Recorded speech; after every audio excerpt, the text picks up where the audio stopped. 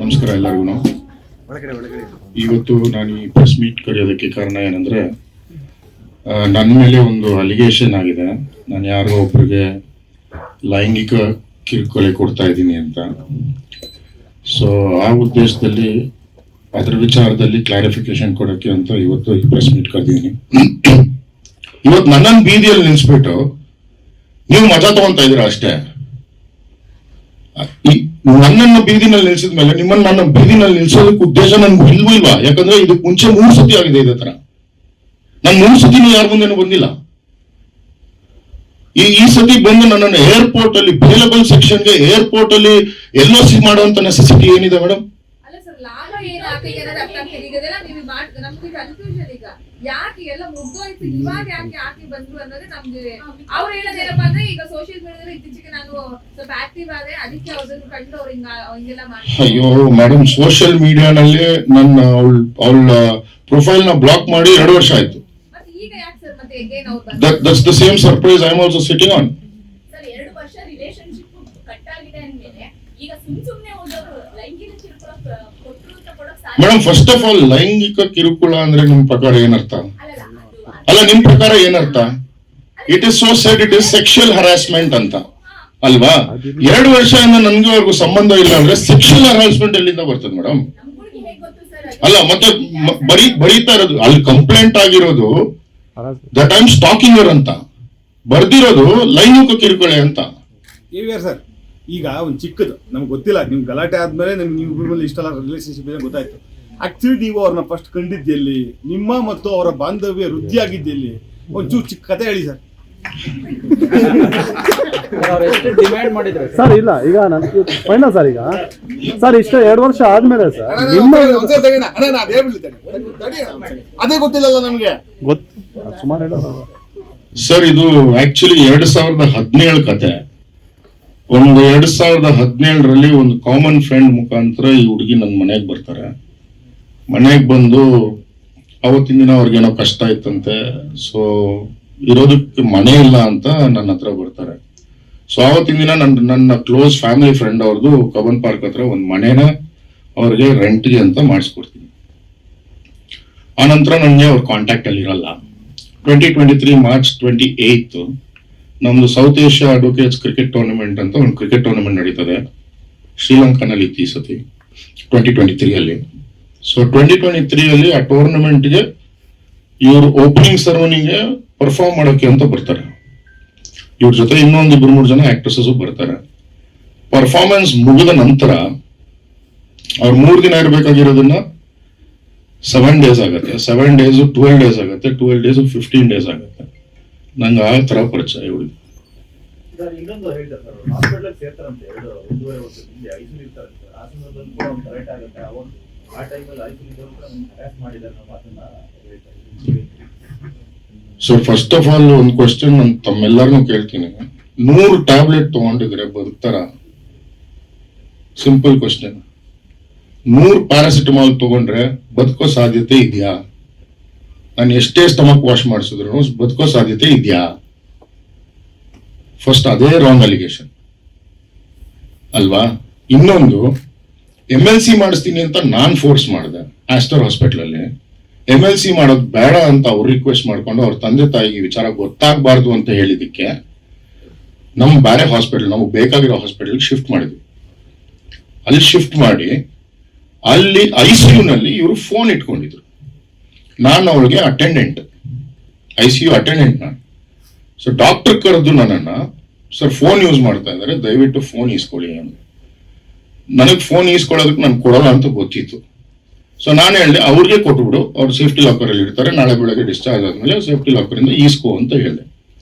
ಕೊಡಲ್ಲ ಅಂದ್ಲು. ಕೊಡಲ್ಲ ಅಂದಾಗ ಹಿಂಗ್ ಕಿತ್ಕೊಂಡಾಗ ಕ್ಯಾನೆಲ್ಲ ಸ್ವಲ್ಪ ಓಪನ್ ಆಯ್ತು. ಇಷ್ಟೇ ನಡೆದಿದ್ದು. ಇದು ಬಿಟ್ರೆ ಬಟ್ಟೆ ಹರಿದಾಕಿದ್ದು ಇನ್ನೊಂದು ಎಲ್ಲ ಸುಳ್ಳು.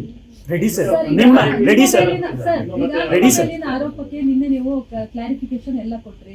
ಸೊ ಇವತ್ತು ಮತ್ತೆ ನೀವು ಪ್ರೆಸ್ ಮೀಟ್ ಕರೆದಿರುವಂತದ್ದು. ಸೊ ಇವತ್ತೇನಾದ್ರೂ ಹೇಳಲಿಕ್ಕಿತ್ತ ನಿಮ್ಗೆ ಅಥವಾ ಇನ್ನೇನಾದ್ರೂ? ಆಕ್ಚುಲಿ ಇವತ್ತು ಡಾಕ್ಯುಮೆಂಟ್ ಸಬ್ಮಿಟ್ ಮಾಡ್ಬೇಕಾಯ್ತು madam. That was the main motive. But unfortunately ನನ್ನ ಪೊಲೀಸ್ ಡಿಪಾರ್ಟ್ಮೆಂಟ್ ಎಲ್ಲ ಡಾಕ್ಯುಮೆಂಟ್ಸ್ ಇದೆ madam. Everything from top to bottom, including statements, car documents, bills, whatever you want, everything is there. Land documents ಎಲ್ಲ ಇದೆ. Sir ಈಗ ನಿಮ್ಮ ಫ್ಯಾಮಿಲಿಗೆ ಎಲ್ಲ ಗೊತ್ತಿತ್ತು, ನಿಮ್ಮ ರಿಲೇಟಿವ್ಸ್ ಎಲ್ಲ ಗೊತ್ತಿತ್ತು, ಬಟ್ ಅವರ ತಂದೆ ತಾಯಿ ಅಥವಾ ಅವ್ರ ರಿಲೇಟಿವ್ಸ್ ಗೊತ್ತಿದ್ದ ವಿಚಾರ ನೀವು ಅವ್ರನ್ನ ಭೇಟಿ ಮಾಡಿದ್ರ ಹೇಗೆ? ಮದ್ವೆ ಆಗ್ಬೇಕು ಅಂತ ಅನ್ಕೊಂಡಿದ್ರೆ ಮನೆ ಗೃಹ ಪ್ರವೇಶದಲ್ಲಿ, ಅವ್ರ ಮನೆ ಗೃಹ ಪ್ರವೇಶ ಮಾಡಿದ ಮೈಸೂರಲ್ಲಿ. ಆವತ್ತಿನ ದಿನ ಅವ್ರ ತಾಯಿನ ಭೇಟಿ ಮಾಡಿದ್ದೆ. ಅವ್ರ ತಾಯಿಗೆಲ್ಲ ಗೊತ್ತಿತ್ತು ಇದೆಲ್ಲ. June 10th, 2024 ಅಲ್ಲಿ ಎಂಗೇಜ್ಮೆಂಟ್ ಆಗಬೇಕು, June 11th ಮದುವೆ ಆಗಬೇಕು ಅಂತ ಡಿಸೈಡ್ ಆಗಿದ್ದು. ಅದಾದ್ಮೇಲೆ ಇದೆಲ್ಲ ಆಗಿ ಏಪ್ರಿಲ್ ಅಲ್ಲಿ ಅವರು ಫೋನ್ಗಳೆಲ್ಲ ಸ್ವಿಚ್ ಆಫ್ ಮಾಡಿಕೊಂಡು ನಾನು ಏನ್ ಅಲಿಗೇಷನ್ ಮಾಡ್ತಾ ಇದ್ದೀನಿ ಅದೇ ಹುಡುಗನ ಜೊತೆ ಗೋವಾಲ್ ಕೂತಿದ್ರು. So that's when it all parted out. Ready sir, ನಿಮ್ಮ ಮೋಡ್ ಆಫ್ ರಿಲೇಶನ್ಶಿಪ್ ಯಾಕೆ ಬ್ರೇಕ್ ಆಯ್ತು ಅಂತ ನೀವು ಹೇಳಲಿಲ್ಲ, ಅವರು ಹೇಳಿಲ್ಲ. ನಾನು ಹೇಳಿದ್ನಲ್ಲ, she had a relationship with another guy. She was double time. Sir, ನಾವು ಒಂದು ಬಾಂಡ್ ಪೇಪರ್ ಮುಖಾಂತರ ಇತ್ಯರ್ಥ ಮಾಡ್ಕೊಳ್ಳೋಕೆ ಪ್ರಯತ್ನ ಪಟ್ವಿ. ಅಲ್ಲಿ ನಾನು ಒಂದಷ್ಟು ಡಿಮ್ಯಾಂಡ್ ಇತ್ತು, ಆ ಒಂದು ಕಾರಣದಿಂದ ನಾನು ಅದಕ್ಕೆ ಸೈನ್ ಹಾಕಿಲ್ಲ ಅಂತ ಅಂದ್ರಿ. ಆ ಡಿಮ್ಯಾಂಡ್ಗಳು ಏನು ಅಂತ ಹೇಳ್ಬೋದಾ? ಅದು ಹೇಳೋದು ಬೇಡ ಸರ್. ಅಲ್ಲ, ನೀವು ಅಲ್ಲಿ ಬ್ರೇಕಪ್ ಆಗಿ ನೀವು ಸೈನ್ ಆಗಿಲ್ಲ ಅಂತಂದ್ರೆ ಸಮಥಿಂಗ್ ಅಲ್ಲಿ ಡೈವರ್ಟ್ ಆಗಿದೆ ಈ ಕೇಸು. ಹೌದು, ನಾನ್ ಸೈನ್ ಮಾಡಲ್ಲ, ಅವ್ರು ಸೈನ್ ಮಾಡಲ್ಲ ಅಂತ ಹೇಳಿ. ಏನಿತ್ತು ಅಂತ ಸರ್ ಅಂತ? ಅವ್ರದ್ದೇನೋ ಡಿಮ್ಯಾಂಡ್ಸ್ ಇತ್ತು, ನಾನು ಕೊಡಲ್ಲ ಅಂತ ಹೇಳಿದೆ. ಸರ್, ನಿಮ್ಗೆ ಎಕ್ಸ್ಟ್ರಾಕ್ಷನ್ ಮಾಡುವಂತ ಪ್ರಯತ್ನ ಏನಾದ್ರು ಆಯ್ತಾ ಸರ್ ಈ 2 ವರ್ಷದಲ್ಲಿ? ಹಾಗಿದ್ರೆ ನೀವು ದುಡ್ಡು ಕೊಡ್ಬೋದಿತ್ತಲ್ಲ ಸರ್? ಇಲ್ಲ, ನನಗೆ ಅವ್ರು ನನಗೆ ಯಾವತ್ತೂ ಕಾಂಟ್ಯಾಕ್ಟ್ ಮಾಡಿಲ್ಲ, ನಾನು ಅವ್ರಿಗೆ ಯಾವತ್ತೂ ಕಾಂಟ್ಯಾಕ್ಟ್ ಮಾಡಿಲ್ಲ. ಆ ಹುಡುಗಿ ಸಹ ಆವತ್ತಿನ ದಿನ ಮೊಬೈಲ್ ಆಫ್ ಮಾಡಿ ಹೋದ್ಮೇಲೆ ನಾನು I didn't try to get in touch with her, not do I have a number, I don't know anything about her whereabouts. Release ಆದ್ಮೇಲೆ ಏನಾದ್ರು ಮಾತಾಡಿದ್ರು ಸರ್? ನಟಿ ವಿರುದ್ಧನೂ ಕೂಡ ಅವರು ಅಲಿಗೇಷನ್ ಮಾಡ್ತಾ ಇರುವಂತದ್ದು, ಅಂದ್ರೆ ದೂರಲ್ಲಿ ಉಲ್ಲೇಖ ಮಾಡಿದ್ದಾರೆ. ಸೊ ಅವರ ಇನ್ವಾಲ್ವ್ಮೆಂಟ್ ಏನಿತ್ತು ಅಂತದ್ದು, ನಿಮ್ಗೇನು ಅವ್ರು ಕ್ಲೋಸ್ ಇದ್ರಾ, ಪರಿಚಯ ಇದ್ರಾ, ಅಥವಾ ಫಾಲೋ ಮಾಡ್ಕೊಂಡು ಫೋಟೋ ತೆಗ್ದಿರೋದು ನಿಜಕ್ಕೂ ನಿಜಾನಾ ಏನು ಅಂತ? ಅವ್ರು ಫೋಟೋ ಕಳಿಸ್ತಾ ಇದ್ರು ಅಂತ ಸುಳ್ಳು. She was one of our brand ambassadors in Raj cup 2024. ಅದು ಬಿಟ್ರೆ ನಂಗೆ ಅವ್ರಿಗೆ ಅಷ್ಟೇ ಪರಿಚಯ. ಮತ್ತೆ ಯಾಕೆ ಸರ್ ಅವ್ರ ಹೆಸರು ಬಂತು ಅಂತ ಹೇಳಿ ಅದನ್ನ ಅವ್ರನ್ನೇ ಕೇಳ್ಬೇಕು. ಏರ್ಪೋರ್ಟ್ ಅಲ್ಲಿ ಮತ್ತೆ ಫ್ಲೈಟ್ ಅಲ್ಲಿ ಆಕೆ ಇರುವಂತಹ ಫೋಟೋಸ್ಗಳನ್ನ ನೀವು ತೆಗ್ಸಿದ್ದೀರಾ ಅನ್ನುವಂತ ಅಲಿಗೇಷನ್ ಮಾಡ್ತಾವ್ರು ಸರ್. ಏರ್ಪೋರ್ಟ್ ಅಲ್ಲಿ, ಫ್ಲೈಟ್ ಒಳಗಡೆ ನನ್ಗೆ ಯಾರಾದ್ರೂ ಪರಿಚಯ ಇರ್ತಾರ ಫೋಟೋ ತೆಗಿ? ಹೊರಗಡೆ ಏರ್ಪೋರ್ಟ್ ಹೆಂಗಾಗತ್ತೆ ಮೇಡಮ್? ಸೆಕ್ಯೂರಿಟಿ ದಾಟ್ಬಿಟ್ಟು ಹೋದ್ಮೇಲೆ ನನ್ನ ಹತ್ರ ಟಿಕೆಟ್ ಇಲ್ಲ ಅಂದ್ರೆ ಒಳಗಡೆನೆ ಹೋಗಕ್ಕಾಗಲ್ಲ. ಬೋರ್ಡಿಂಗ್ ಪಾಸ್ ಇಲ್ಲ ಅಂದ್ರೆ ಫ್ಲೈಟ್ ಒಳಗಡೆನೆ ಹೋಗಕ್ಕಾಗಲ್ಲ. So where is the question of taking photographs? ಆಯ್ತು, ಫೋಟೋಗ್ರಾಫ್ಸ್ ತಗೊಂಡಿದ್ರು, ವಿಡಿಯೋಸ್ ತಗೊಂಡಿದ್ರು, ಅದು ನಾವೇ ತೆಗ್ದಿದೀವಿ ಅಂತ ಏನ್ guarantee? You are living with a married man. I am sorry, I am making this allegation right now, it is truth. You are living with a married man. ಅವ್ರ ಹೆಂಡತಿ ಮಾಡ್ಸಿರೋ ಅಂತ ಏನ್ ಗ್ಯಾರಂಟಿ? ಇಲ್ಲ ಅವ್ರು ವೆಲ್ ವಿಶಸ್ ಮಾಡ್ಸಿರೋ ಅಂತ ಏನ್ ಗ್ಯಾರಂಟಿ? ಅದಕ್ಕೆ ನಾವೇ ಸಿಕ್ಕಿದ್ವಾ? ನಾವೇ ಮಾಡ್ಸಿರ್ಬೇಕಾ?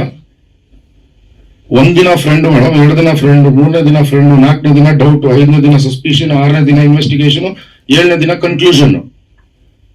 ಎಷ್ಟು ದಿನ ಅಂತ ಒಂದು ಎಕ್ಸ್ಟ್ರಾ ಮ್ಯಾರಿಟಲ್ ಅಫೇರ್ ನ ಮುಚ್ಚಿಡಕ್ಕಾಗತ್ತೆ ನಾವು? How long can you keep it hidden?